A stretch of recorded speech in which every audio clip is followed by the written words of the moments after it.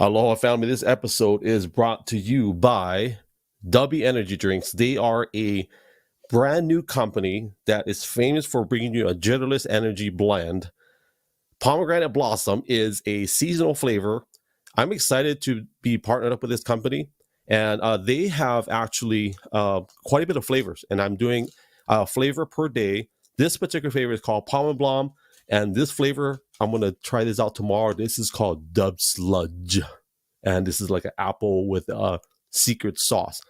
Do me a favor, go to w.gg if you want to try this out. So the reason why I did this, guys, is that I spent, I'm not even kidding, my wife will probably laugh at me, but I spent $3,000 last year just on energy drinks, Red Bull, you name it.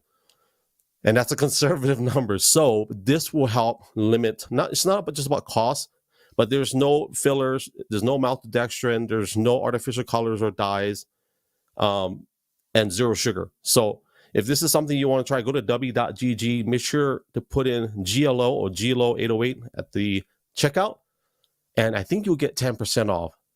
So thank you for watching this little ad. This is brought to you by DUBBY Energy Drinks. Guys, I'm excited. I'm actually nervous. And I was just sharing with my friend earlier, man, I get nervous every single time, but in a good way. And part of it is because I'm just excited to share with you what I learned recently, but also what I've known throughout the years of this gentleman. And I've got a whole list of things. This gentleman I'm about to bring up, he's got 20 years of law enforcement experience. I met him 20 years ago. He is... very unique gentleman. He is the prototype person that I wanted to be when I first met him. He's probably laughing right now, but legitimately, he is the prototype body type that I wanted. 5'7", 155, 160, 165 when we're not dieting. That perfect UFC body, that's him. But with all of his physicality, all of his training, he formed a company a few years ago called 5 and 7 Tactical Solutions. They are a company that... in my opinion, fills a very huge need, not just in Hawaii, but also in whatever state that you may be watching from. And so, guys, I'm excited to bring him on. And do me a favor, share this out, repost it. We're going to just hang out, talk story, guys. How I do this is that we're in your living room, we're in your car, wherever you're listening to us or watching, and we're just going to get comfortable and share life with you guys. Ladies and gentlemen, I'm very excited to announce a very good friend of mine, David Padilla, will be on in just a few seconds.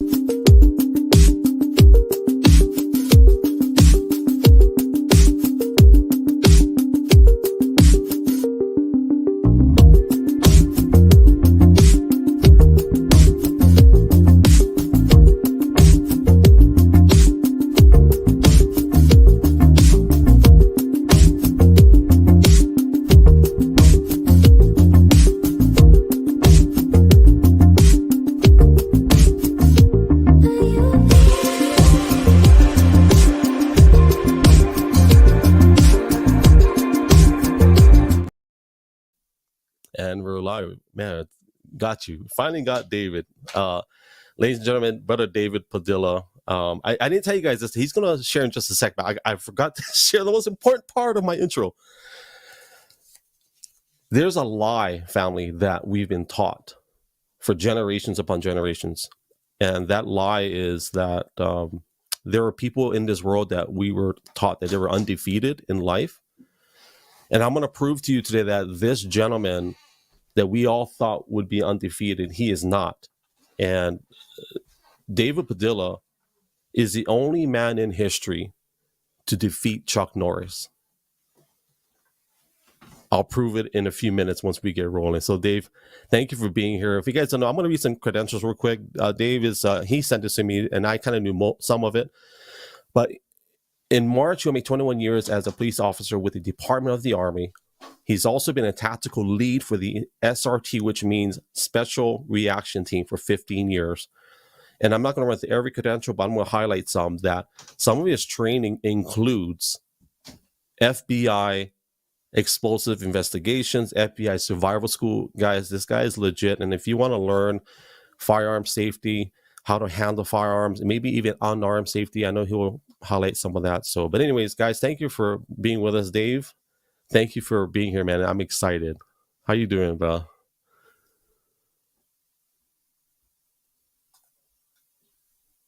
Let me turn on your mic just in case it's muted. All right. I think you want to check your mic? We might have muted you by accident.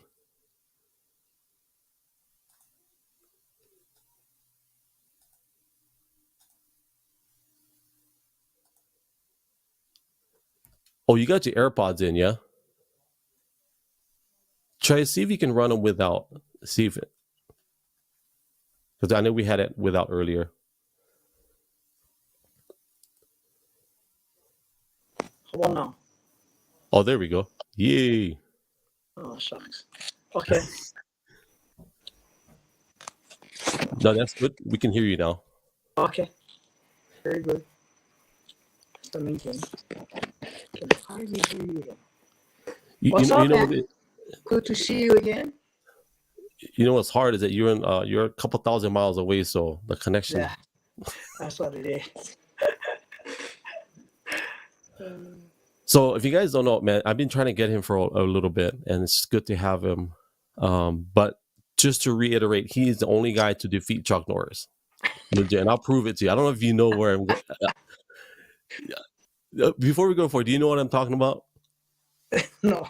Oh, bro, this is going to be so good. This is how good I am. I'm telling you. So, man, I tell you what. Let me tell you this. I just came home last night. I travel a lot. I'm home maybe 6 months out of the year just because of my brother and I'm flying out somewhere. And on the way back, I remember driving, and I was kind of speeding. I ain't gonna lie. And I remember the time when I had my Mustang. Yeah. And there's this dude in my rearview mirror. I seen his lights bouncing. And it was in a black Camaro. And this dude was going 100 miles an hour, I swear. And it was David. So if you guys don't know, man, that was us back 20 years ago. So but anyways, hey, I'll shut up. You want to just say hi to everybody, and man, it's good to see you. Who is David Padilla? How about that? Who is the? Oh wow, that's a tough one. I would like to hope everyone says David Padilla is a very nice person.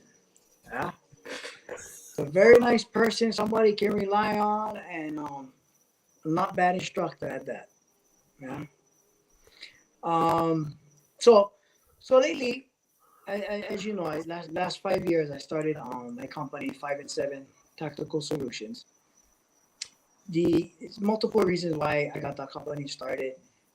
Something in the end pushed it over the edge, and it had to do with a cousin falling to domestic violence.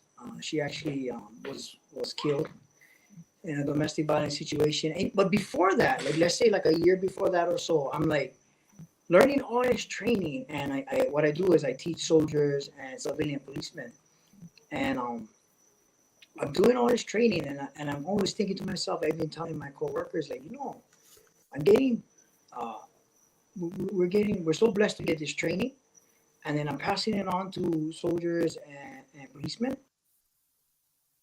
civilians out there that would could use a lot of this information too, yeah, and this training also. So, like I said, for a year I played with the idea, and then that happened to my cousin. I was like, that's it. I have to do this. So that's when I started the business. I want to say maybe late 2018. And then it just blossomed from there. Yeah, because I have a full-time job still. Yeah. I cannot really do my business full-time. So because of my full-time job, that takes most of my time. I do my business when I can, mostly weekends, obviously, and but it's gonna be great. Intro into retirement. So which one is you in this picture? I'm probably taking the picture. I don't know. Yeah, you probably. You're the one that's really proud of your team. Uh, yeah, this one is a fire, literally fire. Yeah. So that is like we're practicing breaching doors with explosives with deck cord, and we try to get up close and personal. I like to introduce the new members to um, a little joyride. You know. So in something like that is what I just saw that last photo. Yeah. You know how we got nervous even just before the camera turns on, right? Like in Right. that situation, Yeah. I know it's not real, but it is real, right? Like my Yeah. heart would be pumping. Like I don't want to screw up, first of all, right? What type of It's fears? very real. It's very real. So because I'm an instructor with that, obviously, experience and time goes on, not too bad for me. But every time I get a new student, they feel like I felt in the school. When it's time, you want to make sure everything is right. When it's time to be in front of that door, when this blows, like, because you get trapped, knowing all kinds of things flying at you. You're still in harm's way. You know what Hmm. I mean? It's Right. just you do all the mitigations to make it a minimum that something might happen. Plus, you're dealing with explosives, firearms, things like that. Anything, things can happen. So you want to make sure you mitigate, you do all your safety protocols and everything. So I But guess, yeah, yeah. for sure. It's definitely something um, very exciting. Your introduction is a little too much, but um, I kind of know what you mean, what you're saying. It's not that you want it to be me. It's what I tell people all the time. And when people ask what I do for work, I say I do what little boys wanted to do when they grew up. And it's no lie, like jumping out of helicopters, playing with explosives, shooting guns, you name it. I mean, it's a good time, man. It's really a good So time. here's the for those that don't know, when I first met Dave, I want to say 1999. I think I can't remember. It was a Correct. while, Correct. and so Correct. we was on. If you guys ever seen the movie Super Troopers, we was the Super Troopers of Honolulu International Airport. We was a top notch number one bike team. So we was on a bike Yes. detail. Yeah. Um, Yeah. and anyways, and I started training with him. Um, I started training with him because he was doing MMA. He was a part of a good group of guys, and I remember not being in shape like how I thought I was. And he had me do this one shadow box in front of the mirror. I thought it was the stupidest thing ever. But after about 30 seconds, I thought I was gonna die. I'm not even boxing anybody. I'm boxing the air. Yeah. And anyway, so to go back to what I said in the beginning, he had this level of training that rivals what I would say like a very good friend of mine, Pep Tablado, who is retired Force Recon Marine. At 40, 55, 40, 50 years old, Pep is like probably in top shape. And it's like that's what David had when I first met him, just that. So I know I was joking, but it's kind of serious. Like we were similar. We're kind of. I think he's taller than me. I can't remember, but that build. And so that was my introduction. But I gotta throw this out there since we're talking about MMA. Maybe I'll just pop it up here. So when I say he defeated Chuck Norris, this is true. Look at this. See that right there? David Padilla defeats Erwin Fergestrom. Oh, So they yeah. couldn't find a And they picture of. because they didn't have a picture of him. Yeah, yeah, yeah. Yeah, that's It's, funny. we are going to talk about his business, but I want to spend a little bit of time of letting you guys know how good of a man he is. And I'll tell you this: for those that don't know, when I came to Oregon, it was such a traumatic time, very uncertain things, and I was blessed to be in a position to get up and go and bring my family here. But Dave is one of those few guys that when he called, and I know he was genuine, he says, "Bro, do you need anything?" And there's very few people that will say, "Bro, you need anything?" To me, a lot of times it's superficial. That's just what we say. And I knew Dave was legit, and it's not about money. And but I am grateful, Dave, like for the way you blessed us. It's not about the money. But what really blessed me is, and I'll be honest with you, Dave, right now, like, because he offered to take my dogs. He said, "Oh, you leave your dogs. Don't worry, I get them." And I was thinking, I cannot leave that on Dave because my dogs, my dogs. Yeah, but he offered to take care of my dogs, and so that's the kind of man that Dave is. Like, bro, you need anything, you let me know, bro.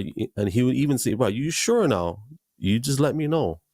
And so that's the kind of man that he is, and I'm just, I'm grateful for that. And so, anyways, going back to 5 and 7. Yeah. So I know I took a course, which was I can't remember the title, but it's basically learn how to handle. It's a pistol course, right? Correct. The pistol safety course. Yeah. Pistol safe. Okay. And so, in the state of Hawaii, do we have to have that course to actually purchase a firearm, or is it just a recommendation? Come January, you have to have that course. Okay. Until this new law that's going to kick in, you could have the hunter's education. Oh. So if you took the hunter's education course, you could use that to purchase a firearm, or the pistol safety course. Okay. So one of the two. But come January, it will be only the pistol safety course. Are there a lot of people taking those classes? So like I said, I started the business right before COVID. Mm-hmm. So right before COVID, I'm doing these classes, and it's during that time, like I said, I just started, so I'm really just doing the pistol safety course, basic NRA pistol handling. I take the course. I'm sorry, I do the course, and I'm averaging about 8 students a month, one class a month, about 8 students. COVID hits. I'm doing a class every week. I'm maxing it out at 12, and I have a waiting list. That's how crazy it got because of COVID. Now we could carry on with our courses. Everything was shut down, even during every complete lockdown. We were able. The governor said we were still able to do our courses because he couldn't stop people from purchasing guns for protection, home protection. Yeah, but because of the state of Hawaii, you have to have a gun course. I had to be allowed to do my courses. Yeah. So I have. Like I said, COVID changed the world. It did, right? Like, everyone knows that, but more than one way, and one of them was gun purchasing. So it goes through the roof during COVID. Like that whole year, and then I would say it probably slowed down probably this past August. Maybe July slowed down. But now the new thing is the concealed carry, right? Yeah. So now everyone's taking a concealed carry, but before you can have the concealed carry, you have to have a pistol safety course. So now you got to have 2 courses to have a concealed carry. Well, that's kind of a no-brainer you want to make sure you can handle the firearm before they trust you. Bro, it's crazy to me. So I went through the hunter's ed course, years ago, and you never touch a gun. But they're gonna let everybody, this is your requirement to buy guns. I'm not saying that the government should regulate and tell you need to take a course to buy guns. That should never happen. What I'm saying is, what they use when they're saying we want you to be safe, so take this hunter's ed. That was dumb, right? Like, you're not touching a gun. I don't even remember seeing pictures of guns, to be honest. Like, they don't give a breakdown of a gun or anything. It's just strictly hunter's ed, where to hunt, how, and all those rules. That's it. It made no sense. So in battles, I'll just say we recommend you take a safety course, but anybody can buy a gun. Anybody after a background check, of course. No. I can go to the grocery store right down the street. Yeah. And buy me a hunting rifle. That's how different this town is. Right. And I can get it that day, literally, and legally.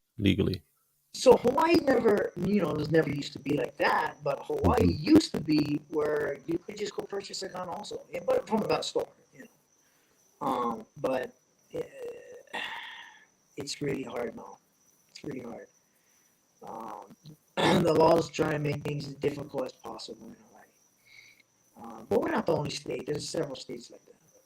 Is that heavily political, or is it just old tradition? What is that? It's heavily political, Yeah.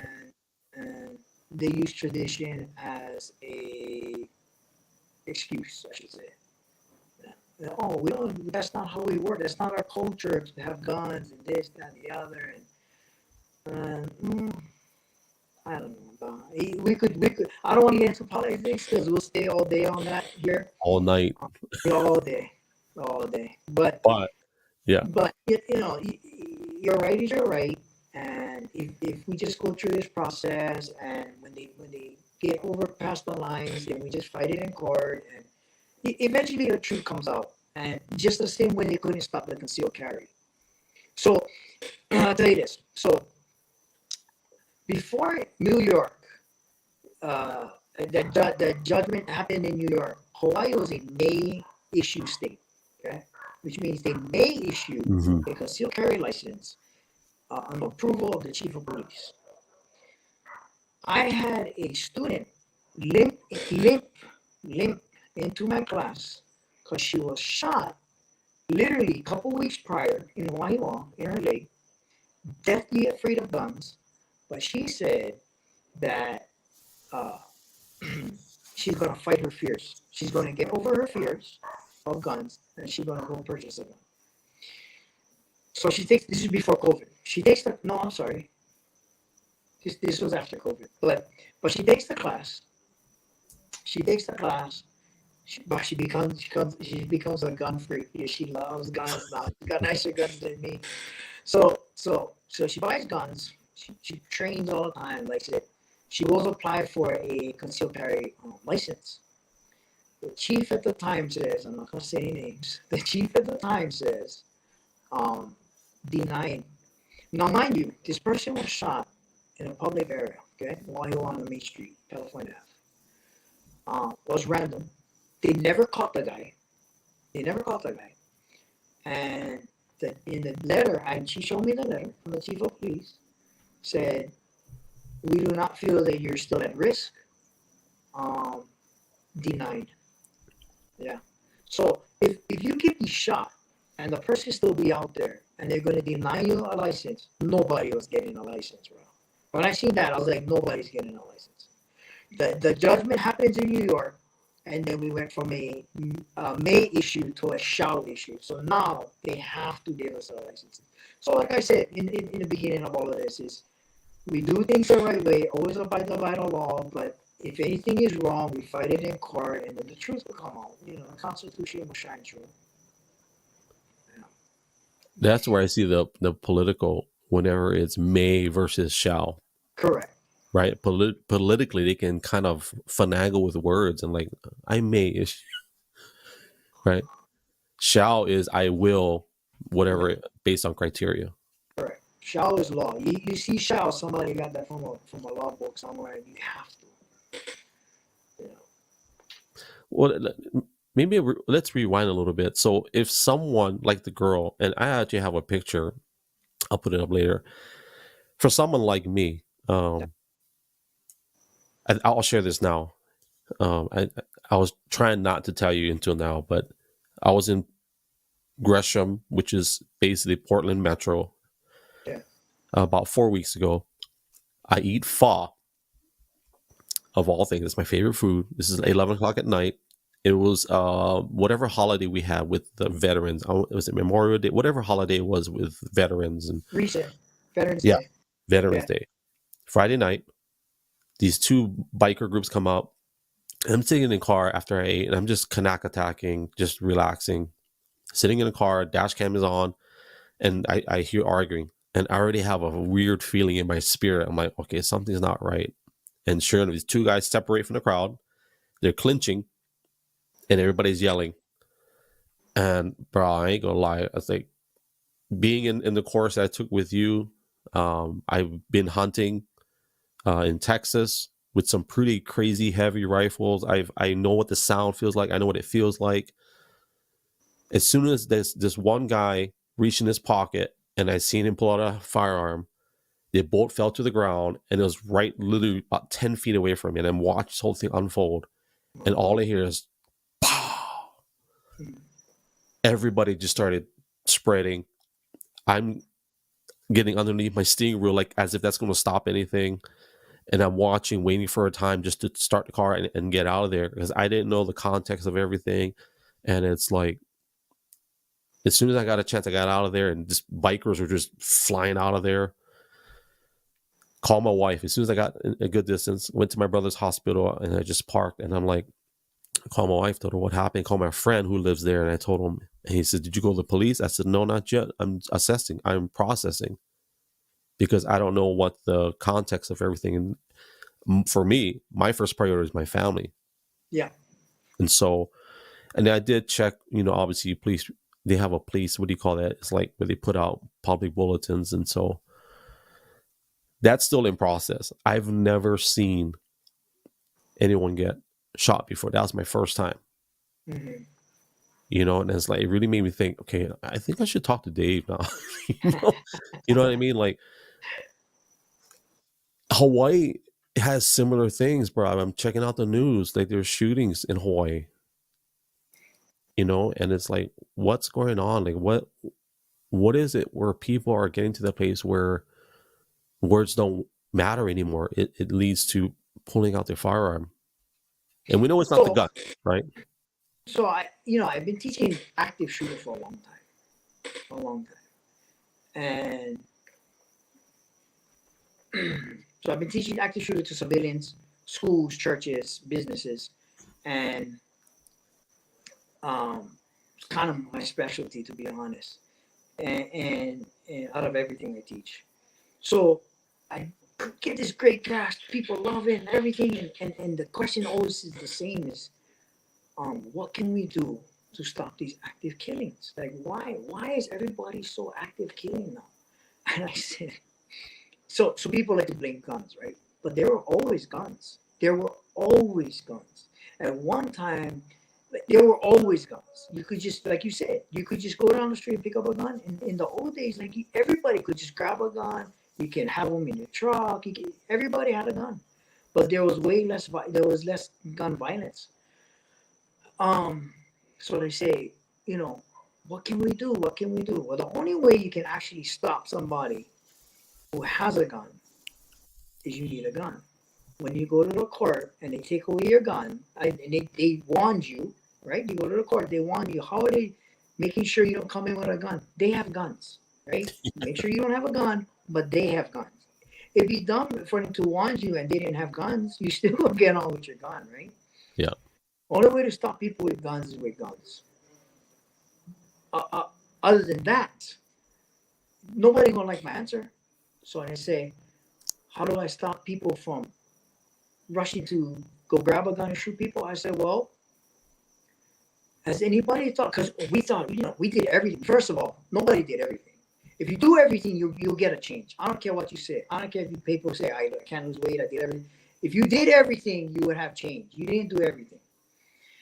So people say, we did everything. What are we supposed to do? Stop these killings, this and that. Have we tried bringing prayer back to schools? Well, we haven't tried that. But we'll never do it. We will never do it. Have we tried bringing prayer back to school? Have we tried a little bit more discipline at home? You know what I mean? Like, there's no discipline anymore. And there's no prayers in schools.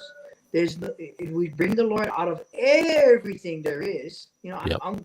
Soon they're going to stop printing our money. They bring the Lord out of everything, and then they wonder why. Like, what can we do? No, you don't want my answer, because if I tell you, then you'll say, oh no, that's not it. Okay, they don't ask me. My bottom line is whether you believe in the Lord or not, which you should, but if you don't, that is your right.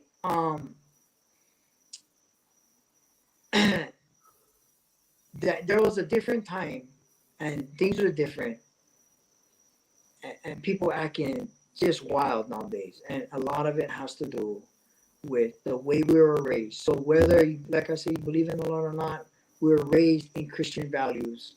Our country was brought up in Christian values, and those values are gone. Well, in your defense, in my defense, like, I don't care what you say. If you're hanging off a cliff, are you calling out, Satan, help me? yeah, yeah, Come yeah. on, family. Satan, please help me. No. No, Satan gonna push you off the cliff because that's he no. wants to meet you. Yeah, Yeah. yeah, We always gonna say, God, please, oh God, please help me. Even if yeah. you don't believe in God, you're gonna hope and pray that there is one. So And you know what is the best one I've heard, Greg, with as far as like research and stuff like that. Near plane crashes. Try to go and look into that. Near plane crashes is when most atheists find God. Yeah. that's a Near good plane crashes, statistic. everybody starts praying. Yeah, everybody starts praying. So when you get close to death, all of a sudden you want to call out to a higher power, right? But anyway, So if we they jump in pass, topic. We jump in topics. yeah, we'll preach tomorrow. So if they, so I texted you earlier about Measure 114, and I don't know all the details. I just know that they tried to pass, or they passed it, but it's hitting judicial Okay. roadblocks. And Yeah. Measure 114 is basically you can't have a magazine larger than 10 rounds. Okay. To me, that's overstepping, in my Yeah. opinion. Like, who are you to tell me how many rounds I can have? This is my house. Yeah. That's crazy. And I don't know if Hawaii has anything similar, but that's kind of if anybody doesn't know, it's called Measure 114 in the state of Oregon, and it limits the amount of rounds you can purchase, Yeah. or even Now, manufacture. is this for carbines, rifles, or just pistols? I know it's for pistols. I'm not sure if it's for rifles, or it might be the other aura, but I just know that it is a 10 round capacity max purchase or manufacture. So they can't even make it. Like, if you get caught making it, same thing. So Yeah, and it's a Class C felony. yeah, I believe so. So I know it's still in. Yeah, yeah. So California and Hawaii has the same thing. Yeah, we can't have more than more than 10 round magazine for your pistol, but your M4, your AR can have 30. There's no limit on that, but your pistol cannot have more than 10. Yeah, that's overreach, bro. That's overreach. Can I show a So video of you with a? I have a video. It's from your public profile. So okay, there you go, and you can narrate after. Here we go. Where is? I think that's this one. There we go.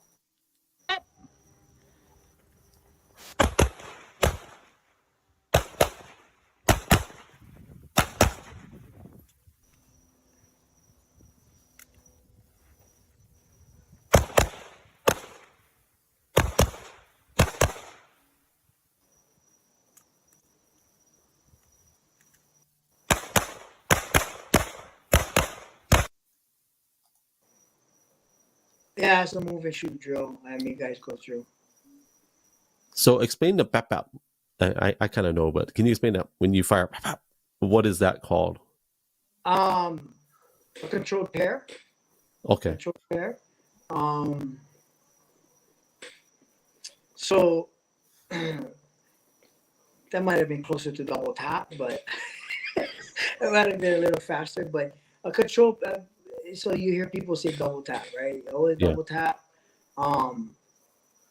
Yeah, but you want to have control of each round. You're responsible for every bullet that leaves your gun. So you want to have good control. Bang, bang. Or you can double tap.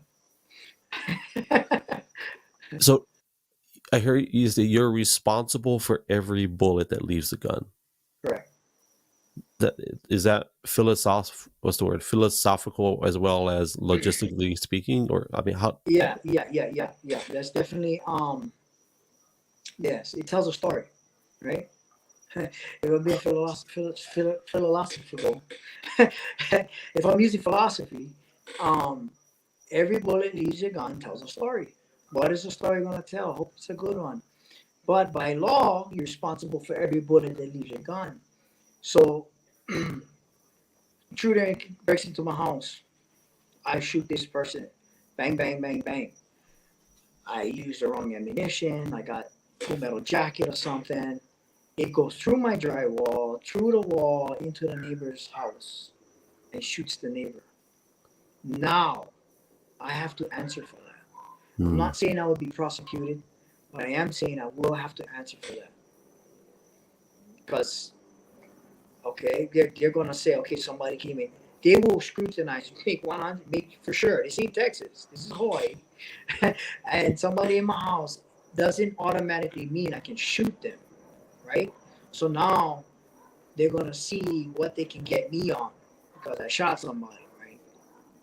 And if I shot somebody else, it's going to be a tough uphill battle. Now, if I shot everybody, I mean, if I shot the right person, did everything right, they're still gonna look. They're still gonna look.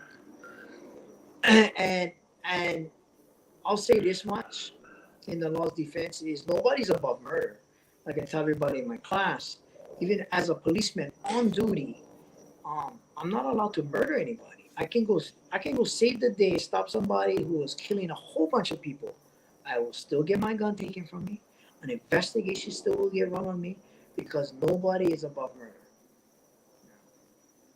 And they got to determine that through a very lengthy Yeah, they're gonna process. have to determine, was it justified. End of the day, it was still homicide, but was it justified?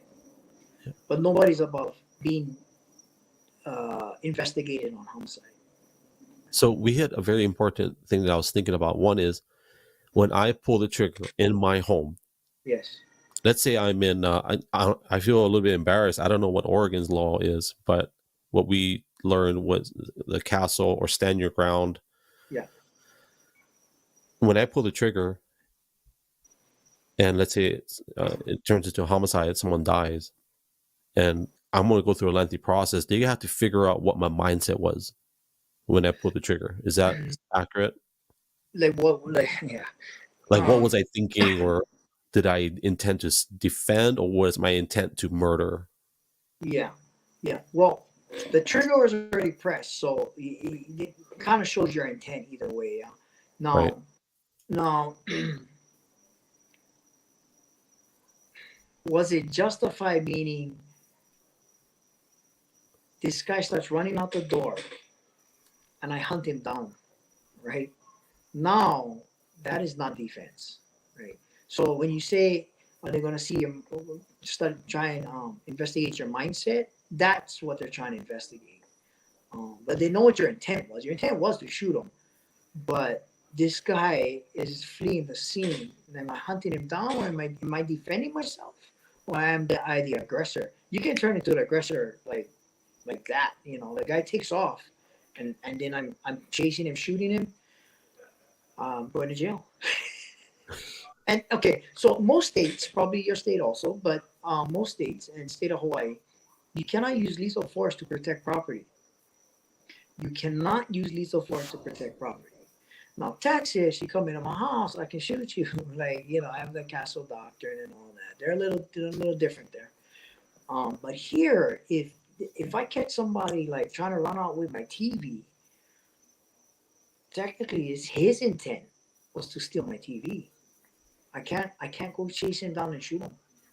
We have a duty to retreat in Hawaii, meaning Mm. somebody breaks in my house, I run to my room, I lock my door, I call 911.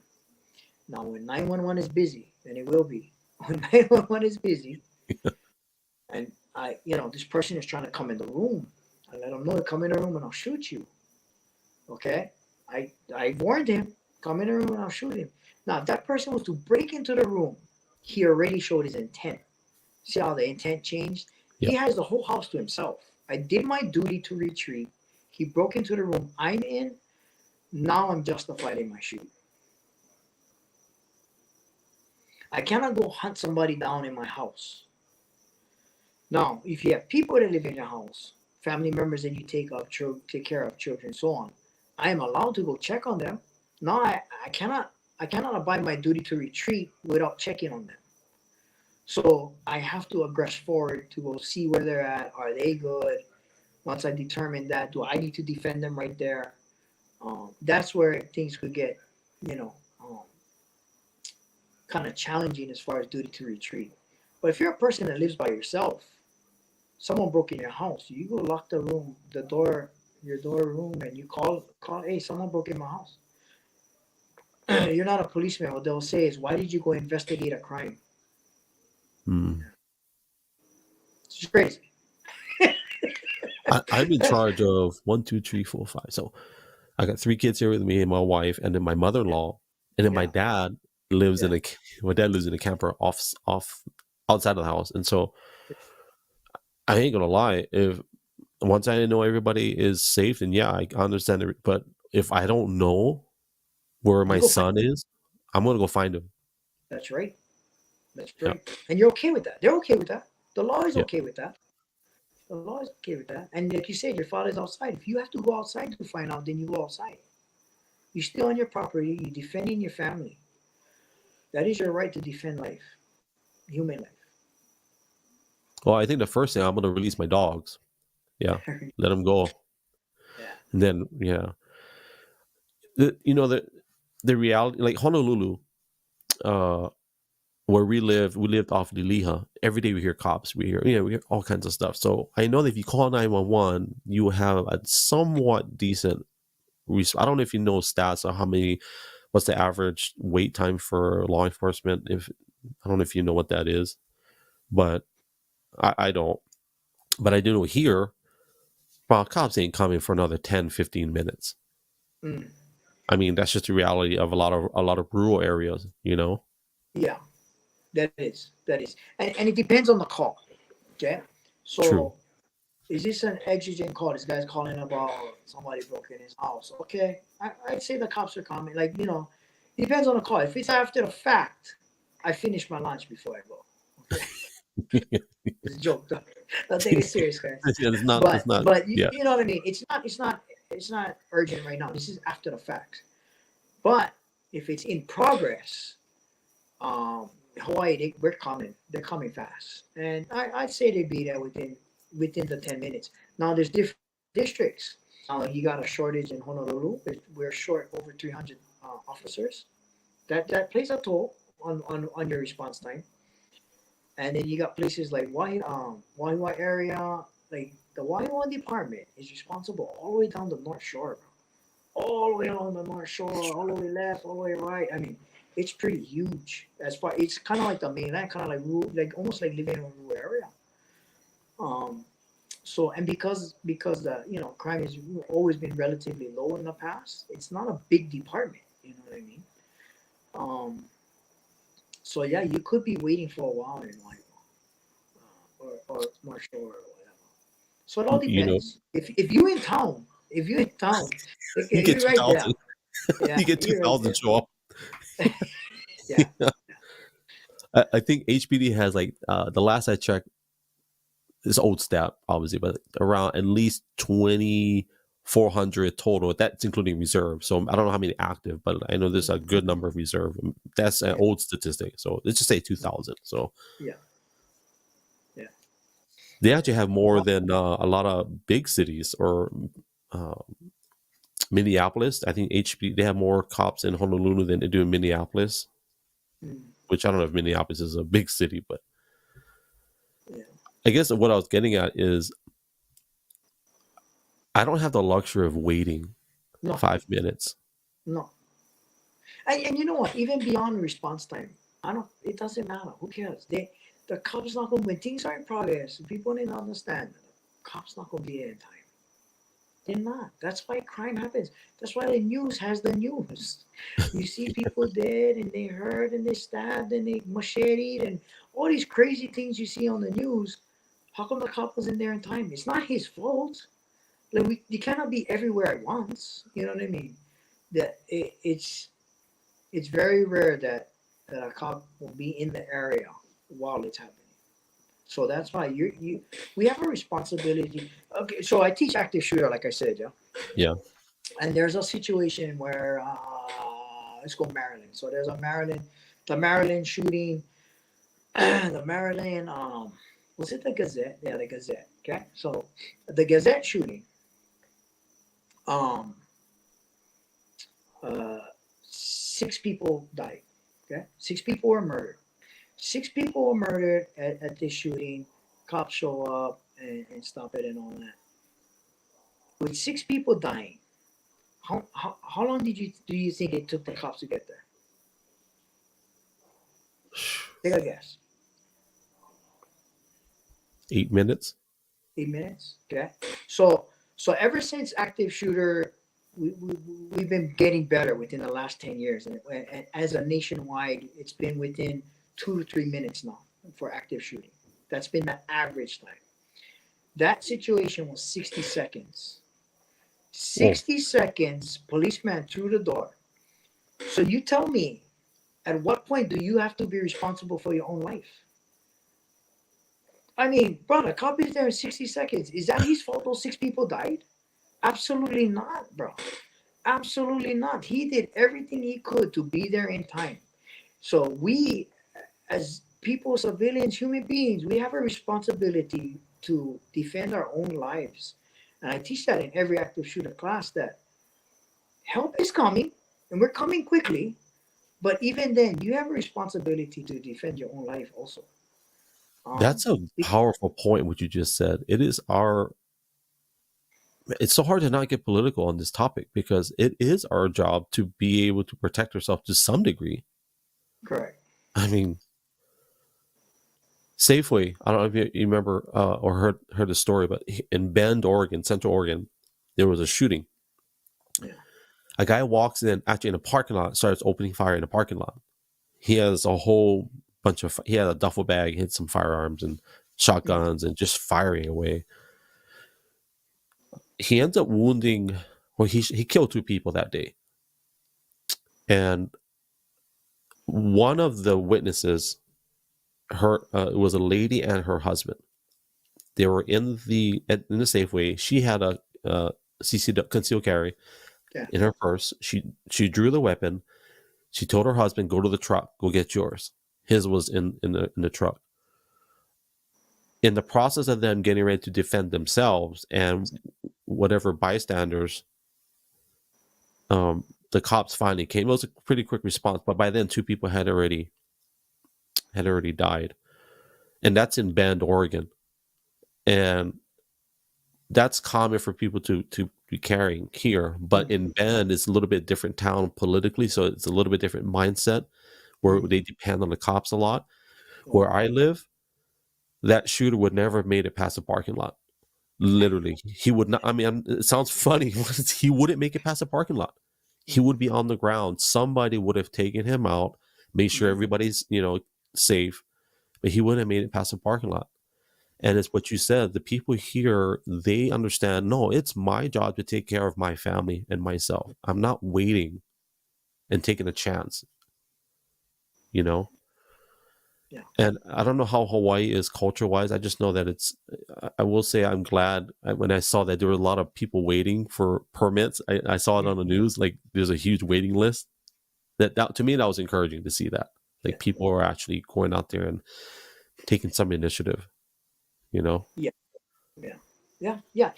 And still, even with that being said, it's still made to believe that, oh, we're gonna have all these people running around with guns now. All these people are running around with guns. Hey, you only got like 2,000 people with permits. You know what I mean? Like, and that's probably that's probably where it will end. I can't see it going more than 4,000 people with permits. Like people, and just because they got them, don't mean they're carrying. Don't make, buddy. It will last. Trust me. Take it from somebody knows about carrying. But the last couple weeks after a while, like, bro, it's too much to carry this guy. So anyway, my point is, the news made it seem like everyone's gonna be carrying guns and the road's gonna be, the island's gonna be dangerous. It ain't gonna be that. Hawaii is still Hawaii. Yeah. Hawaii is still Hawaii. Still gonna be Hawaii. Although people think aloha is lost, I always say it's not lost. It's just hard to find. Do not give up. Do not give up. But yeah, we're not gonna have a whole bunch of. It ain't gonna be Texas. It ain't gonna be Texas because that's just our nature. We're not gonna be running around with guns. But it's good, like you said, it's very encouraging that people went to get guns. I've had at least 10 students tell me, I'm not gonna carry my gun. I just got it because it's my right, and I wanted to stand up with everybody else. So There was a and question I say, someone well, better asked to me. have it than not. Well, there was a question somebody had asked me was, well, why would you need that type of gun for? Like, you don't need that type of gun. And I'm like, well, who's gonna regulate what type of gun? Like, what does it matter? It's not about what type of, like, it's my right. Period. It's like, you Yeah, know, yeah, yeah. Yeah, it gets crazy with the laws, bro. It gets crazy. They're just trying to make it hard. Period. Period. They're just trying to make it hard. Period. With any way they can. Like, okay, maybe you shouldn't have this gun. You shouldn't have this many bullets. You shouldn't have. Why would you need that? Why would you don't need this? You don't need that. It's crazy. It's crazy. Why do you need an AR? That's a military weapon. Um, you don't need it. Why do you need so many bullets to shoot a deer? Okay, first of all, when people tell you that, you know they know nothing about guns. Okay, yeah, first of all, I wouldn't use an AR to shoot a deer. I'd use a bigger bullet, right? yeah. Which you have no problem with hunting guns, but they're much more powerful, and yeah, they make no sense. When people tell you that, why would you need that to kill a deer? You don't need that to kill animals. But it wouldn't work. Okay, the hunting rifles have bigger bullets and cause more damage. But you don't have a problem with that because the news is not telling you there's a problem with hunting rifles. There's having a problem with ARs. So AR is what? Technically, ARs. what does AR stand for? It's armament or something. Yeah. All right, it's not assault rifle. Yeah. It's not I'm, assault. I'm glad you brought, because I'm not gonna walk into the gun shop right now and say, "Hey, can I get an assault rifle?" They'd be like, "What? Yeah, Like, what are you talking about? Assault- yeah, Can I buy an assault rifle? The one on the wall? No." yeah, yeah. Speaking, let me show this video, and then you can walk us through the last part of the video. And I think you Okay, commented on it, and you might okay. know what it is. Here we go.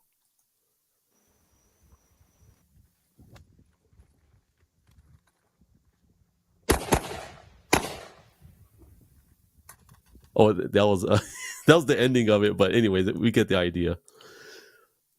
So that was a AR technically.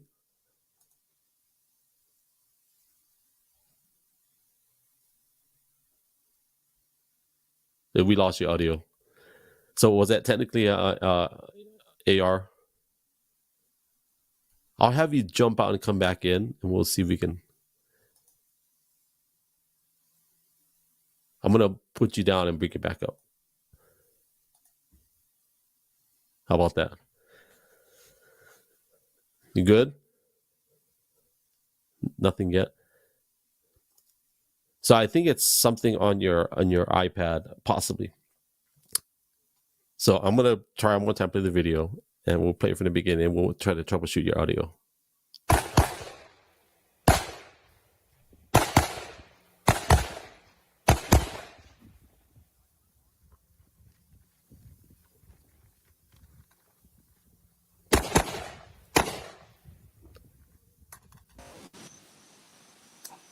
There you go. We Okay, hear you now. you can hear me. Yeah, I can hear Okay, you now now. I can hear you. Okay, very good. So we had the luxury of playing the video twice. I will say, poor clip, man. Yeah, Yeah. yeah. Everybody was like, "What was that about?" I was like, Were you tired? Is that what it was? Were you tired? Or what was that? "Yeah." I think, but if you notice, it's a hot day, and I think somebody wasn't doing it right, right. So I go through, and it, to me, obviously, you do it plenty of times. It's easy, right? It seems easy. So that's what that was. I was like, just like that, Because I thought either you yeah, was tired or frustrated. I was thinking you must have been doing a few prior to. So yeah, yeah. someone in the chat said that AR is Armalite rifle. I guess that's a That's company right. or a brand name. I'm a Yeah. rifle. Correct. Correct. But it's definitely not assault rifle because we don't assault with the No, rifle. that's Yeah. right. That's right. Uh, Hey, I will say this. I love Hawaii. Uh, mm, Aloha Spirit, and I said it's hard to find, which is true. But mm, it goes without saying, if you come to Hawaii and you have luggage in your car, let's say you have a truck and you have your luggage yeah, in a bed, and you yeah, go in the store for about 15 minutes, it's gone. yeah, yeah. It's When gone. I was in Montana, Yeah, I went there a few years ago, uh, and I have my luggage from Hawaii. My friend picks me up in Montana. We go to Walmart. I gotta, whatever, go shopping. And I said, "Hey, should we put our luggage inside the truck, lock the doors?" And he's like, "No, yeah, we're good." I said, "Are you yeah, yeah, sure?" yeah, And he used to live in Hawaii, so he knows. He goes, "Don't worry, this is not Hawaii." yeah, So yeah, yeah, I said, "What does that mean?" Kind of offended. yeah. He goes, "Nobody Right. messes with your stuff in Montana. They know that if you touch my stuff, you're gonna get shot, and Yeah, nobody would know." Yeah, yeah. right, right. Which we don't condone that, since we're talking about 5 and 7 Tactical Solutions LLC. so, Yeah, yeah, so I'm gonna put this picture up, and I have a question in regard to that. Let me yeah. pull that picture up. So, in regards to your training, if you know how many are women, how many are men on average? Do you have more women, You more know, men? that's a tough one. I should do a spreadsheet and take stats, but I want to say about half, man. You'd be surprised. I didn't expect so many women to take the classes, but I'd say about half. And I do a women's self defense class also. Obviously, it's, so that's just for women. But the pistol safety course is about half. Because you figure, like, give you an example. This coming weekend, I have one, and one of the ladies hit me up, said she's a single mom and she wants to be able to take care of her child in the house. Okay, got it. I've had women in the past said I have crazy ex and he has a TRO and the paper ain't gonna do nothing. So I said, okay, well, let's go over the laws first, and and then you take the class and all that. Um, so I'd say about half, which was surprising to me at first, but once I get into the reasons why and all that, then it makes sense. It made sense. So you walk them through, obviously, laws of the land or wherever you're Correct. teaching. Correct. Okay. Correct. So the self defense, you said that's Yes. unarmed self defense. Uh, Yeah. I do OC on pepper spray, okay. and I even give the students a canister, and but I showed them how to use pepper spray. I showed them how to manipulate a firearm. So a lot of those women never taken my firearms class. So I know show them at least the very basics. Hey, don't be on that end, be on this end. This is how you hold it. This is how you rack it, unload it, load it. Okay, that's your basics. I'm not gonna teach you how to shoot. It's not like a firearms course. But if you come across this, this is what you need to know. Um, and then pepper spray. We talk about tasers, knives, uh, even pencils. Pens- What about lipstick? Lipstick? No No lipstick. lipstick. No lipstick. Not the lipstick Yeah, with the little blade inside. yeah, with the blade inside. Yeah, Yeah, yeah, yeah. yeah, So it's all yeah. colors, I'm guessing. Like, let's say I'm in between a car, or I'm in a dark alley somewhere. These are all situational. Is the word. So the main thing with any woman safety, first of all, it's a seminar. It's not a I'm not running my school again. I don't have a gym where you're coming and you're getting reps and you're getting reps and you get that's where it's at, right? You want to get reps. So but more the biggest thing you're going to take away from these seminars is I teach awareness.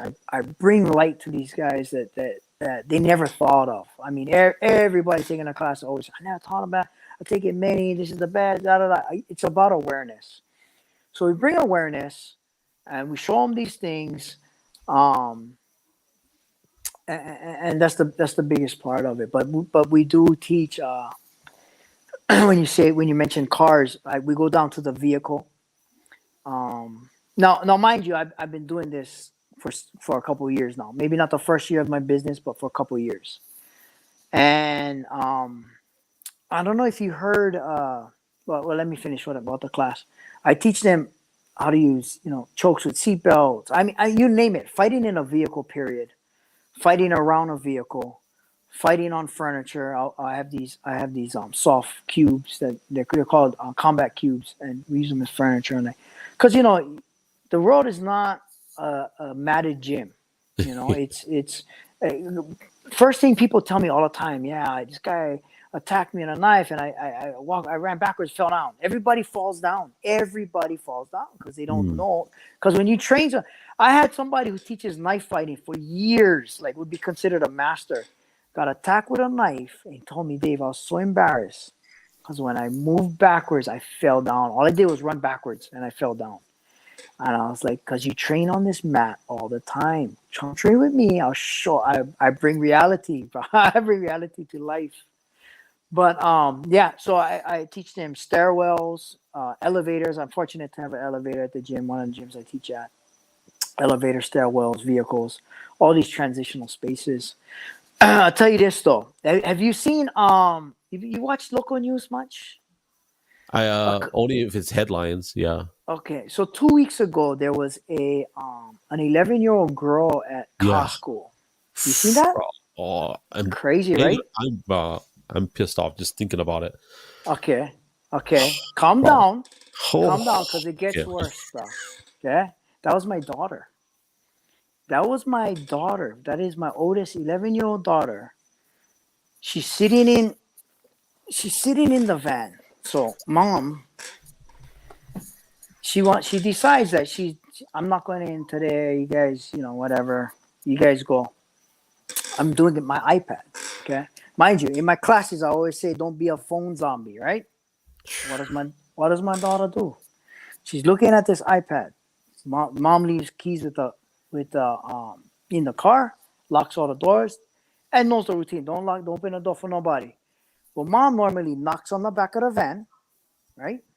Knocks on the back of the van. Daughter unlocks the van. That's the routine. Yeah.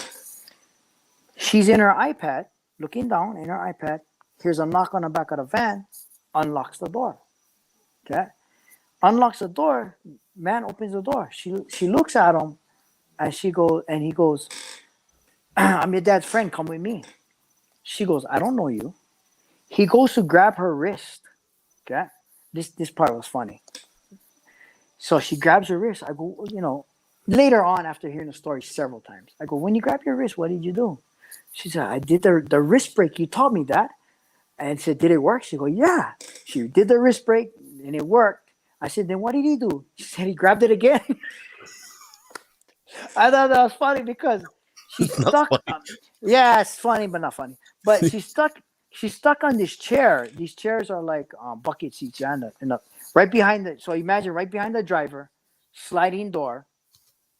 She's turned to him, and she's nowhere to go. There's nowhere to go. So I don't teach fighting in a van when somebody's trying to. I just teach like somebody in the front, somebody in the back. I don't teach somebody's at the sliding door. But now you best believe I'm going to start. So he goes to try and grab her. She kicks him. She took Taekwondo when she was young. So she kicks him and kicks him and kicks him in his midsection. And then she said he even tried to grab the other car to like pull her, and he just stopped. And she kicked him enough, and she said, I was trying to scream that, but my voice is cracked. She's scared. So Yeah. her voice did not get loud at all. She just kind of screamed, help, help, help. She didn't say help. I take that back. I said, what did you yell? She said, she yelled, mom, mom, mom. Yeah. So the guy walks away. So even the investigator was like, which way did he run? Said, no, he didn't run. He just walked away like nothing happened. So anyway, the good thing is everyone learned a lesson. Don't leave your 11-year-old daughter in the van alone in Costco. It's not as safe as you think it is. And two, don't be a phone zombie. To include laptop, iPads. She should have looked to make sure it was mom, then unlock the door. Correct. So lessons are learned. You best believe I don't have to yell at them or harp on them to learn these lessons. They are traumatized enough, um, and they'll never do it again. But you cannot make this up, Greg. Why this happened to my daughter? I teach this stuff. You know what I mean? You cannot make that up, bro. Two things. Um, One, Crazy. thank you for sharing that. Yeah, Second of all, I'm still pissed off yeah. that happened. And then, God, that's so emotional for me because I got 4 kids, bro. I got 2 daughters. Yeah. But I will tell you this, to just make it light. I will, guys that don't know Dave, I'm going to say he is in present. He is a professional MMA fighter because he did fight for money and he did well. I don't care what your record says, Dave, because I did some stats on you. Okay. Yeah. If I just look at your knockout ratio, you had four wins to 2 losses in the knockout department. Yeah. In the decision realm, you had 4 wins to 3 losses in the decision. Yeah. Now, in the submissions, a little bit different. I think the submissions are a little bit of a different story. Mm-hmm. But I'm saying what I found is that all the training that David had in his personal life, when you share about your daughter kicking, maybe she didn't have breath because she was focusing so much on the physical exertion and maybe something in her DNA to fight and defend. And I know the teaching obviously did well, right? But I think that's just in her DNA, period, bro. She's not taking it. Yeah. I'm glad she's okay, man, bro. I didn't even know. I'm glad she fought. She didn't freeze. Because in a situation like that, I'm glad she knew not to go. Because, if that was my 6-year-old and he told him I'm your dad's friend, she might have gone. But then again, nobody would leave a 6-year-old by herself. But still, you know what I mean. Just the fact that he tried that, it'll work on kids, bro. It'll work on some kids, you know. It's scary. That's at Costco, right? At Costco. That's a Costco Waipio, bro. Costco Waipio. And 6:00. This is not dark. This is, 6 in the evening. Relatively crowded. Park pretty close to the front. So my auntie retired HPD, Kailua. Yeah. She was known as the well, I won't say anything because but anyways, I remember in the 90s. Yeah. Kamakei Street off of Kapiolani Kamakei Street in Honolulu. Yeah. That corner, a little bit set in. Actually, Kapiolani. Anyways, that Kaka'ako area, Kamakei Street was statistically had the most abductions in that area, child abductions statistically. And I remember they were talking about how, and this is that's Hawaii. Yeah. And it's like, you talking about Costco, and for anybody that has kids, don't let your kids go to the bathroom by themselves. Yeah. Especially today. Like my boys, I don't care if they're boys or girls. I always, my wife reminds me, no, she goes, no, you got to go with them, check the bathroom. So, okay, I'll go and I'll check the stalls, make sure nobody's standing on the toilet. Yeah. You know what I mean? And then I let them go. It's like, you just never know, man. It's crazy. It's a crazy world, bro. It's a crazy world. Best thing you can do is teach them awareness, bro. Teach them awareness, teach them to fight, I mean, they don't even have to know how to fight. They just need to know to fight, And be aware. What you said, that don't be glued to your Yeah. Phone zombies, bro. Phone zombies. Yeah. So your next course is coming up on this weekend? So Saturday is our tactical stop the bleed course. So, like most of my students are probably the safety course, the pistol safety course, and I get that. That's a requirement to buy guns, and then my second most is probably my long gun safety course. People want to know how to use their long guns and things like that. But I'll say that when it comes to fun courses and learning something that's really useful and things like that is Saturday's course, and like my concealed carry combatives course is a real fun one. But Saturday's course, like we'll be teaching tourniquets, chest seals, Israeli bandages, basically stopping gunshot wounds, knife wounds, um, and then we'll show buddy carries, how to What's carry buddy somebody. carries? Oh, So when you see on the news, a lot of times when people are rushing people out of a deadly situation, whether it be fire or gunshots, if you notice, like, and they got a bunch of people, a couple people carrying a person, bro, that guy is all boss. Like, they got on his clothes, all he's just hanging in. There's certain ways where you can carry somebody. It can be quick, and they can still be safe, and they're not all mangled. You know what I mean? So we'll actually shoot each other with some what do you call it? Paintball, airsoft, or whatever, some kind of stimulant to make sure to make it fun. yeah. So we'll shoot each other, and you'll have to fight off aggressors and maybe get your body out or bandage yourself. If you're a concealed carry holder, you should take the class. If you carry a gun, you should know how to patch up a gun wound. That's good. Because you're saying I need to carry my gun in case, if you're a gun carrier, right? If you conceal carry, you're saying I need to carry my gun because because of safety for myself and my family. If you're saying that, then you should also say that a gunfight could happen because you're saying you need a gun, and you only need a gun against knives and bats and things that can kill you because you can't use them to protect property. So if that's the case, I need to know how to patch myself or maybe a loved one, right? From guns and knives and things like that. So that's what we teach. It's a fun course. It's an educational course. It's one you can use, beyond just gunfighting. Not to go too far back, we talk about patching wounds. We're talking about that we're responsible for every bullet Yeah, that leaves the gun. yeah. If what type of rounds would go through multiple walls and maybe into the neighbor's house? What type of Yeah. rounds would that be? So that's your full metal jacket, yeah. So Okay. your full metal jacket, your like a 9mm full metal jacket can penetrate a lot of drywall. Like 9 to 12 layers of drywall. 9 to 12? Yeah, yeah. Oh, A 9mm full metal jacket. You want hollow points. You want hollow points. Back in the day, NYPD went to hollow points because they found that a lot of their own rounds was in good people who were standing behind them. Yeah, that's one reason. But another one is they cause the mass damage anyway. So you want to go to a good hollow point, cause that mass damage, stop the threat from attacking.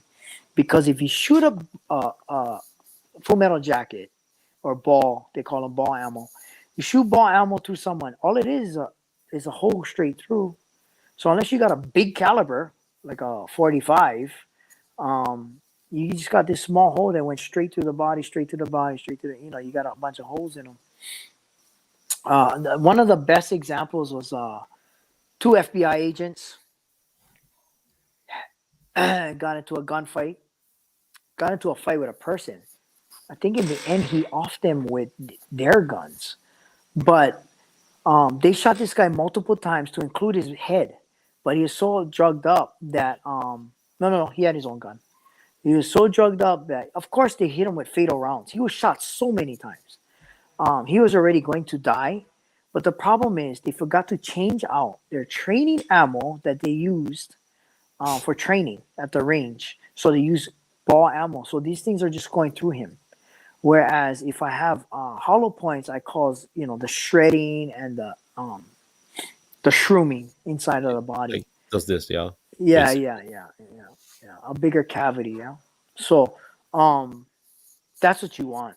You shoot ball, you take the risk of not stopping the threat, along with it going through and through. So to the next person and next person.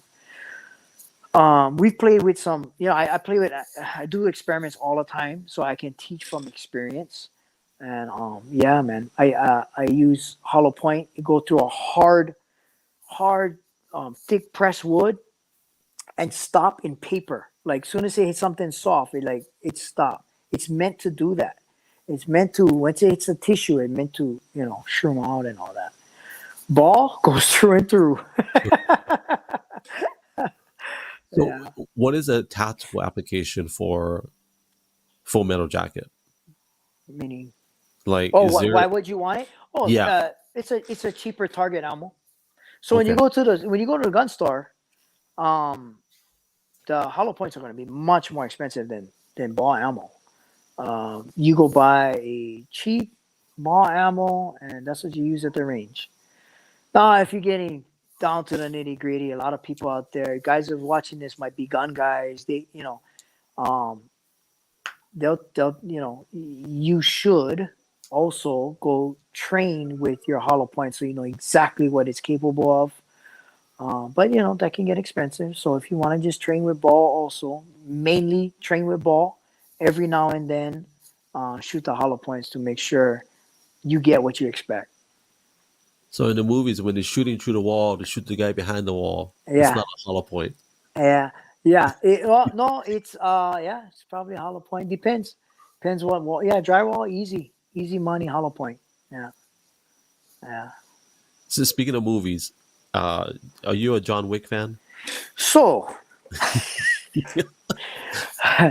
I'm a John Wick fan because I have to be. So I actually never seen the movie in the theater. Yeah. Until like the last one, I think. I've seen all the John Wicks like when they come to television. Because I'm not a big go out to the movies guy, Yeah, but yeah. I'm not one of those, oh, John Wick film, I need to see it. No. I do like the fact that he does train. And this is beyond, my class is guns, but you know me before guns. I own for those that don't know, I owned the MMA gym for about 8 years, called Jesus is Lord. And so as an instructor, as a manager of the gym, you gotta learn all the arts and all that. So, the moves that he does in that movie are real, bro. Yeah. That guy went and learned judo and jujitsu, and I love his judo moves. He got away from him in the last movie. The last movie kind of got ridiculous, but he does a lot of nice judo, man. A lot of nice judo. He does some jiu-jitsu that's like, to me, is like not even practical, but Makes for good movies. but makes for movie, right? Yeah. Yeah. No, it's interesting to watch the movie, to watch the different guns. They like to show a lot of nice guns. I carry a lot of the same guns that he shoots. So what do you call? He's got this move, and I don't know if Okay. he came up with it. Yeah. Once it's empty, do you remember what he does? Yeah. He'll So flip it. oh yeah, he'll he flipped. Yeah. Yeah, versus with the other hand, he would Yeah. just. Yeah. I thought, when I saw that, oh my god, did he come Yeah. up with that, or is that just? I don't. Did No. he copy it from somebody? No. It's a thing. Yeah. It's a I thought thing. no. And then when I saw you do it in the videos, Yeah. So depending on the firearm, so you get certain guns like most of my pistols you can. So bang, you just flick it out while you're reloading, right? The AR a little bit different. So I might press and then I gotta wait for that thing to drop. Remember, it's empty, so it's not heavy with the bullets. So you press and rip, right? I need the next one coming in already now. So yeah, so all depends, bro. So there's a video of Keanu Yeah. at the range. I think Halle Berry's in it. You see that video? No, I don't think so. Oh, it's such a cool video. And he just, I don't know the language, but he's so focused. Yeah. I mean, just I'll send you the link, but he is literally like focused. They have the timers going. Yeah. And it's like, when I read the comment section, even guys that are legit in the industry, they're like, yeah, this guy's good. He's I mean, he's got nothing else to do, I guess, right? He's an actor. It's probably 8 hours a day he can just practice.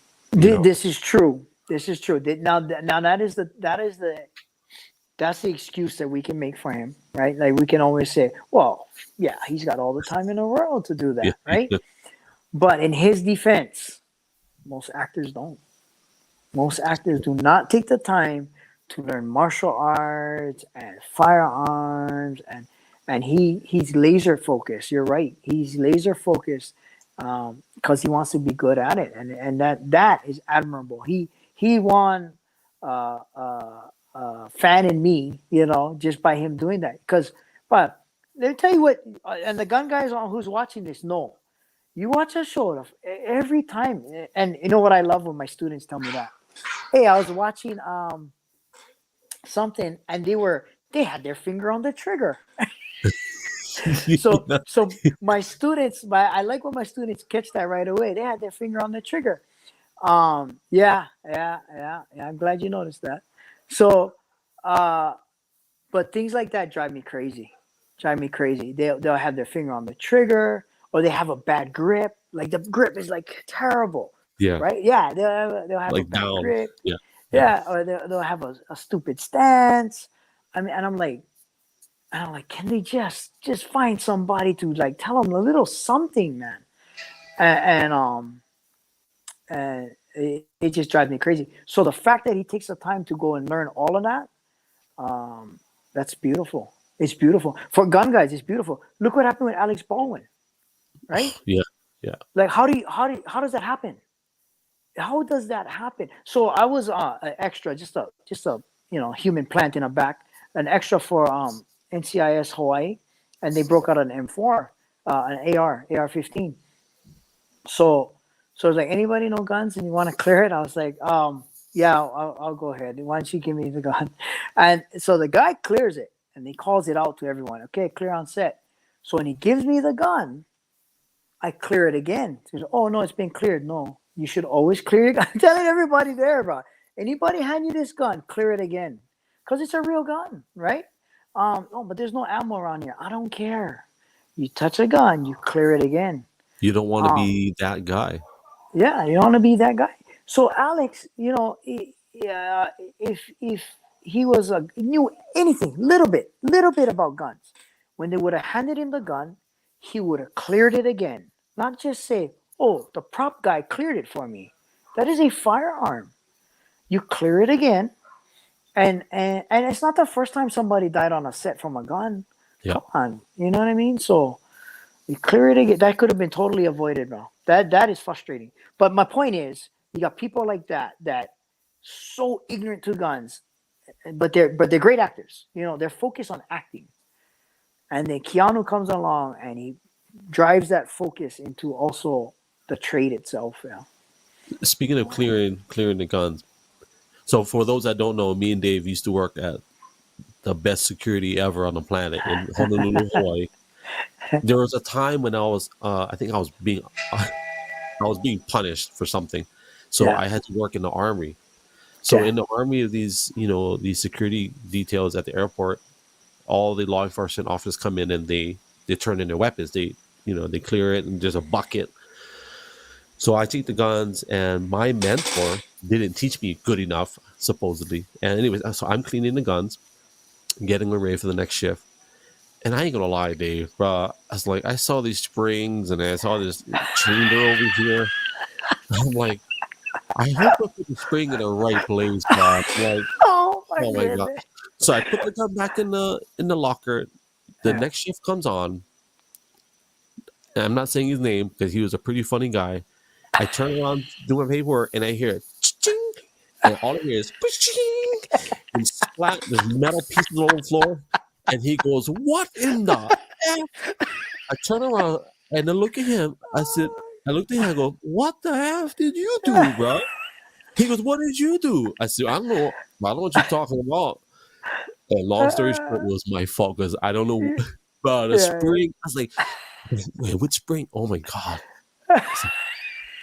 Hey, but always clear your guns, bro. I'm just saying, always clear your guns. If you don't work. That's right. Always do a function check. Make sure it works. Yeah. But you remember, I don't know who it was. We can't say names, obviously, but there was somebody that did clear their firearm and it shot into the bucket. I never forget. I think it was third shift. Somebody on third shift. Yeah. Yeah, I'll never forget that. It happens, bro. Yeah. It happens. We had a desk pop at where we worked at. You know, not my job now, but you remember when I left the airport to go on the other side? Yeah. Yeah, over there. We had a desk pop. He's cleaning his gun, but I shoots the desk. Well, Needless to say, he was fired. I bet. Yeah. There's a video on YouTube I just watched yesterday. This guy decides that he doesn't need a holster. So he has the gun in his pocket. And he's at Burger King or McDonald's. And there's 3 employees. They're getting his food. And everybody turns around. And he's fidgeting. He's fidgeting in his pocket. And all he hears, bah! Yeah. And the guy's like, and everybody turns around. And they go, what was that? Yeah. He goes, I don't know. Somebody out there. Yeah. And the security footage clearly shows the gun discharging in his pants. Yeah. And lucky he didn't shoot his foot or worse. Yeah. Wow. Yeah. And they even say, "What's that smell?"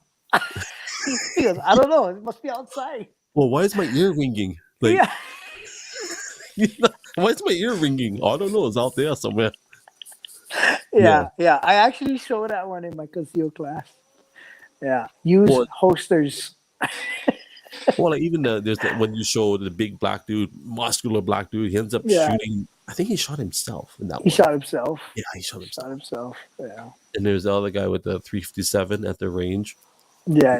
Talking and he acts like nothing happened. And yeah, he reminds me of a comedian. That guy. I could not take lessons from that guy. No. This is a perfect place for me to put up the link. So anybody wants to learn how not to do what we were just talking about, there's the link right there. 5 and 7 Tactical Solutions LLC. You can learn how to properly handle firearms and yourself. Yeah. So you have one.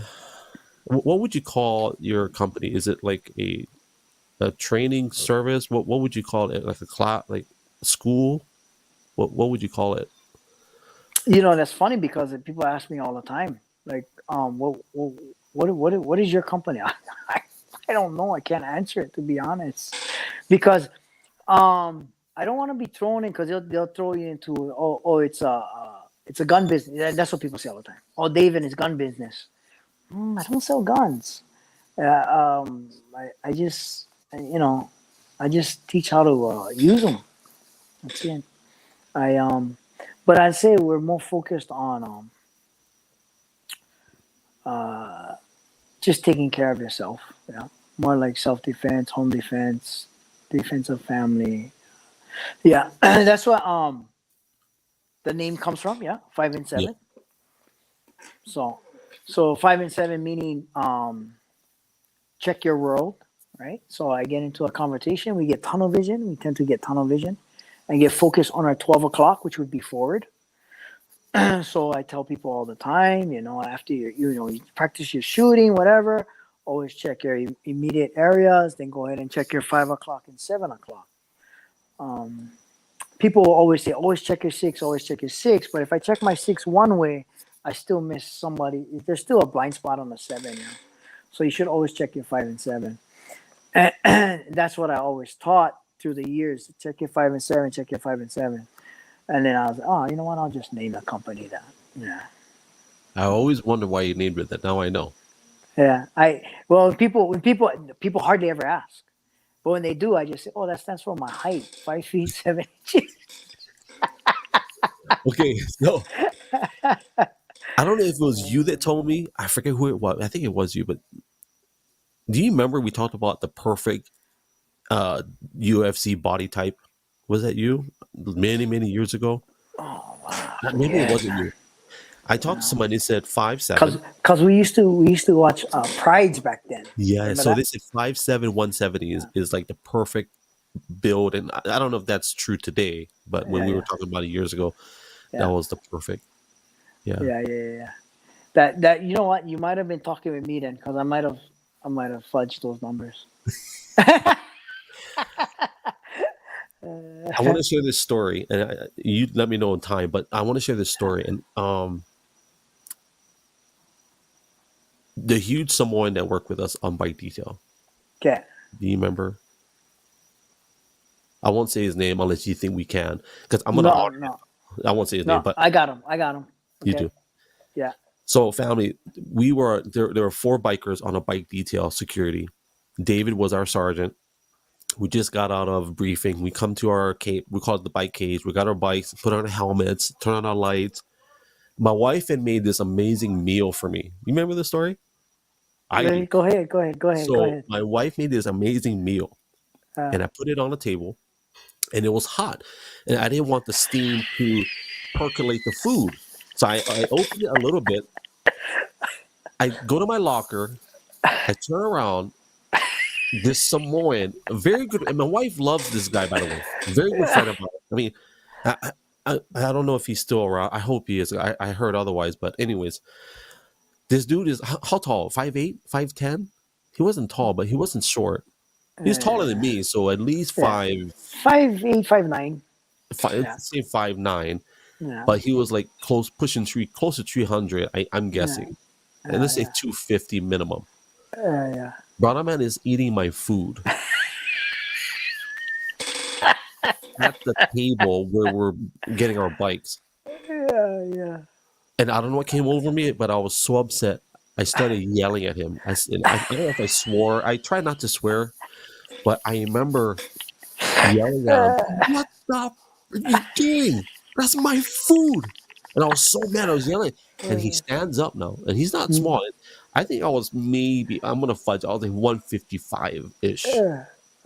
This guy is easy 100 pounds over me. And we're both toe to toe. And I'm yelling at him, looking at him. How dare you eat my food? What the heck is wrong with you? What are you thinking? And you know what he does, family? He goes, you know what? It's your fault. You left him over there. Why you leave him open for? I was livid. I was like this guy like scrap. I'm like, bro, I don't care how big you are, but I was yelling out. I was ready for blows because he was eating my food. Yeah. And I don't know how we separated. And then later on in the night, he actually came up to me and go, hey, Greg, bro, I'm sorry, man. I don't know what I was thinking. I said, it's okay, but hey, I would share food with you. Just ask. Hey, later on the day, David come up to me, bro. And this is David, guys, okay? When you get drama like that, David's not about drama. He's sitting there watching. He's probably eating something. He's watching. But Dave come up to me that night. He goes, Greg, bro, I don't know what you was thinking, but he would have pounded your face into the ground. I'm like, I don't care, bro. I'm all about justice, bro. That's all I care about. You know what? I think you did swear. That's why everybody knew you're serious. First, we thought you were joking. And then we're like, oh, my, he's serious. Because you don't swear. I don't swear. I was legitimately mad. When I told my wife that story, she's like, oh, my God, are you serious? He didn't do anything to you? So my wife grew up with him. So she knows him. And he was always a tender-hearted guy. Yeah. Teddy bear. Amazing guy. Yeah. But he was huge. Yeah. His calves were the size of my thighs. Yeah. That's funny. That's a funny story. Yeah, always. Yeah. We gotta write these down, man. I keep forgetting the funny stuff. Oh.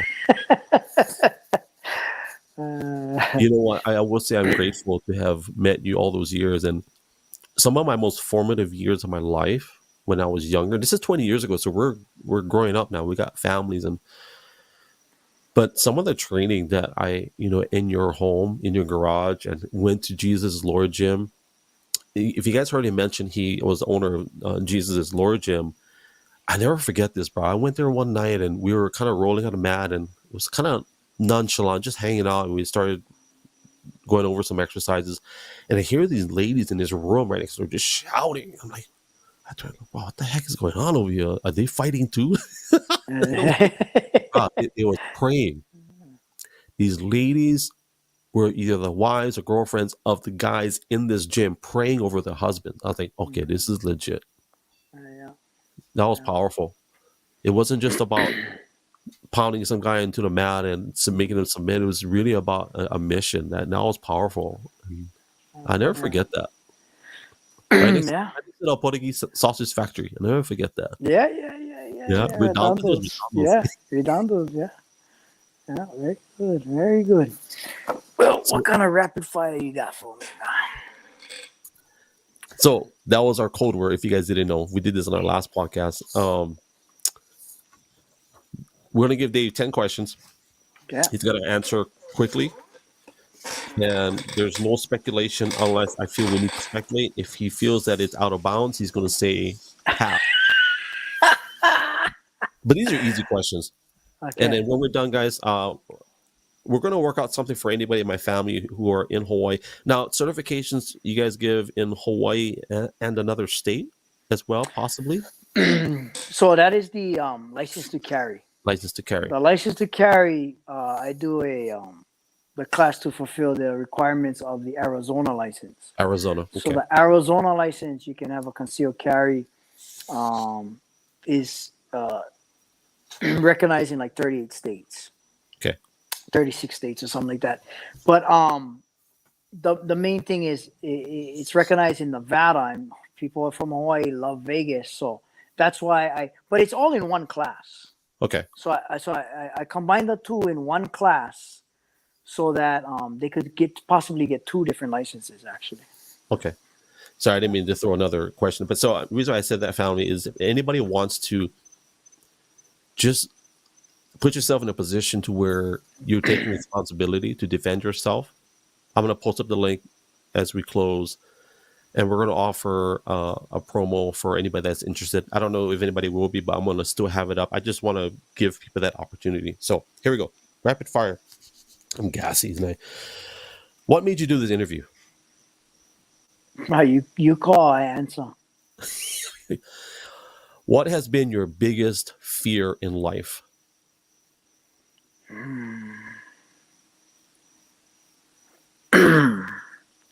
It'd be too easy to say failing. It's a tough one. So you need a fast answer? No. Okay. So lately I'm in this job position, right? So I'm like the big man right now, right, at work, and the big kahuna, right? So I'm realizing that I don't like the job. Okay, it's way too much for me. So everyone's telling me, no, it's not. The problem is you hold it so like they give me a task and like it has to be done. It has to be done right, and it causes anxiety. So that's why I'm beginning to hate it. So they're like, no. It's almost like almost like a care too much to the point that you get anxiety. So, I'm not trying to be cliche or anything to say my biggest fear is failure, but it seems to be that I if I care about something, I cannot fail. I hurt myself. So that I guess it would be fear of failure. Well, you've got something on your plate outside of your job too, which is, in my opinion, a very important part of your life. Like, that's important not just for you, but I'm grateful that I took that course. I am, and I don't know if I would ever have taken it otherwise. So I think that puts a weight. Who was your superhero growing up? Tough one. Bruce Lee. Oh, good. What was your first memorable victory? There's no trick questions, whatever you want to say. What was your most memorable victory? Memorable.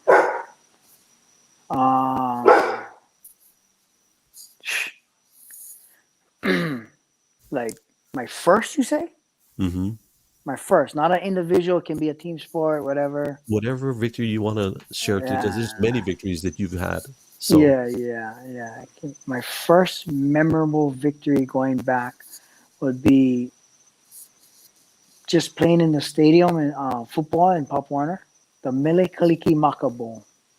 Yeah, and we won. You won. We won, yeah, and that was the first memorable victory. I would say the first, because if I think back, that's the only thing I remember that long ago. But yeah, there's so much after that. Yeah, I think my first memorable was playing guitar in front of 1,000 people when I was 7, and I didn't even know what I was doing. But nobody cares. Nobody You're cared. 7. It You're was Mayday. 7. It was Mayday. Who cares? Yeah, you're still killing it. I was 7. All right, okay, next question. What makes you get up every single day? Mm, I don't know. It's a drive.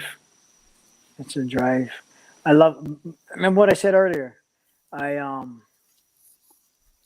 I have the job that little boys dream of. So it's I'm blessed, bro. It's a drive I have for work, and then it trickles into my business, which is all the same type of stuff, tactical Well, stuff. I guess I'm it's glad teaching, I guess it's teaching. you're a It great is teacher. fun stuff. It is fun stuff, but I think teaching keeps me going. Yeah. You are a great teacher. I do remember Thank you. just, you know, you're patient. You take the time. Yeah. Thank you. Yeah. I'll tell you this though. I'm glad I didn't get my dream job because I ain't gonna lie. When I was a kid, Uh, like I want to be the guy that gets in the back of that truck and pulls that lever and makes that machine go. uh, Yeah, oh, yeah. I wanted that's to your be a dream trash job. man. Oh That was my dream wow. job. I wanted to be that Yeah. guy that throws the trash in the back and just squeezes that lever and makes the trash That's tick. interesting. I'm That's glad. interesting. Although bro, I mean, my brother-in-law, he retired. Uh, yeah.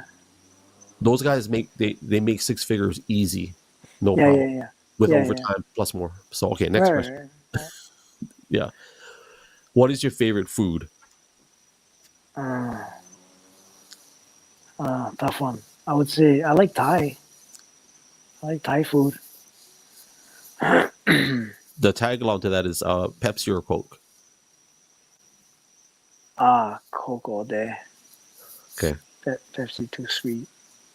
Do you have a dream vehicle? I owned it. Yeah, I remember. I had a H2 Hummer. I'm a little disappointed I actually sold it. I don't even know why I sold it. Yeah. I think you should get the new one, the EV.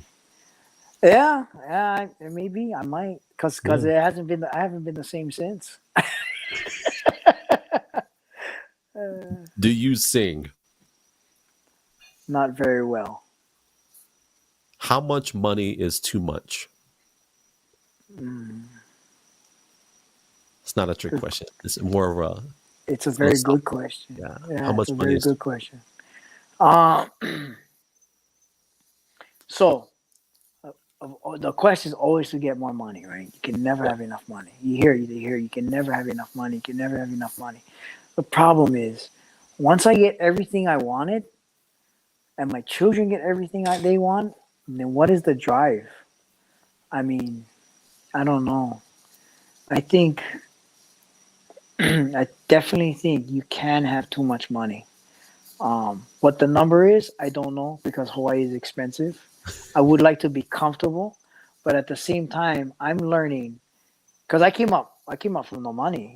I was actually, in my younger days, I was raised in halava housing, and I just my family is hardworking parents, and they work their way all the way to owning their own home and all that, and that's just awesome. But I think I have more grit than my kids have. And when things is handed to you and you don't want anything, I don't think it's a good thing. I don't think it's a good thing. I don't think it's a good thing to have all the money. I think that's why what makes Elon Musk so great is that he lives off creation and he does great things for the world and all that. Um, and that's good because what would you like? You just be bored with all that money. Yeah. So how much is too much? I don't know, but you can't have too much. I totally agree. And me and Emily, our vision, and we're going to carry it out for our kids, is that they don't touch mom and dad's money, Mm, and they can't touch it unless you get a really good job where you have a yeah, business. yeah, And I'm not saying that we're not going to give them they're going to have enough, Yeah. and it's going to, it's all going to be in a trust. And because I ain't gonna lie, like the minute that we got, this is the year after we met, but just having, there's a time we had so much money in our checking account. I'm like, oh my God, that's a lot of money. And we just squandered it. Shopping, vacations. Yeah. And so I do agree with that. Last question, and then we'll promote you and we'll get out of here. What is your desire for this generation? The one we're dealing with now? God help. Yeah. How about our generation, our kids? Yeah, that's a good one. Yeah, let's rephrase that. What is, that's a loaded. Yeah. That's a loaded question. Yeah. What was the word? Wish? Hope? What was the word? Or I think desire was that. What is your desire for this generation? What is the desire for this generation?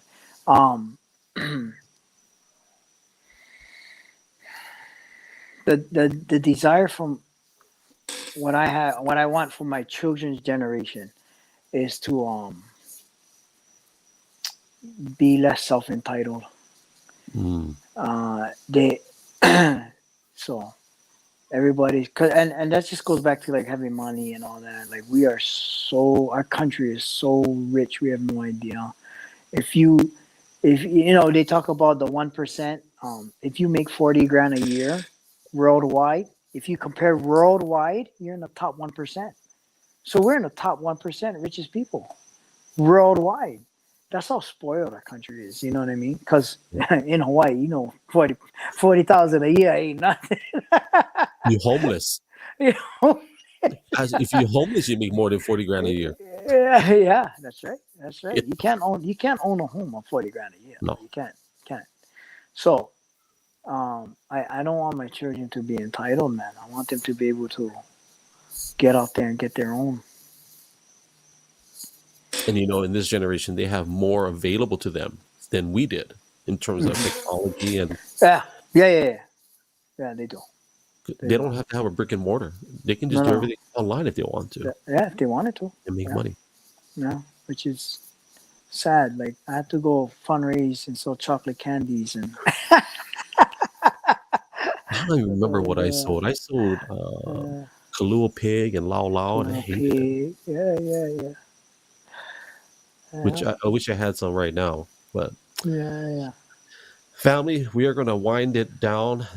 Dave, we're going to do our closing, promote your company, but at the end, we'll turn all the cameras off, and then we'll be in the green room. And I just want to kind of give you a bunch of mahalos and thank yous, and then we can hang up after that. So, family, thank you for tuning in, man. I'm just, I know we had some tech issues in the beginning, but that's just what happens when you've got two guys that grew up that were born in the 70s. This is. Yeah.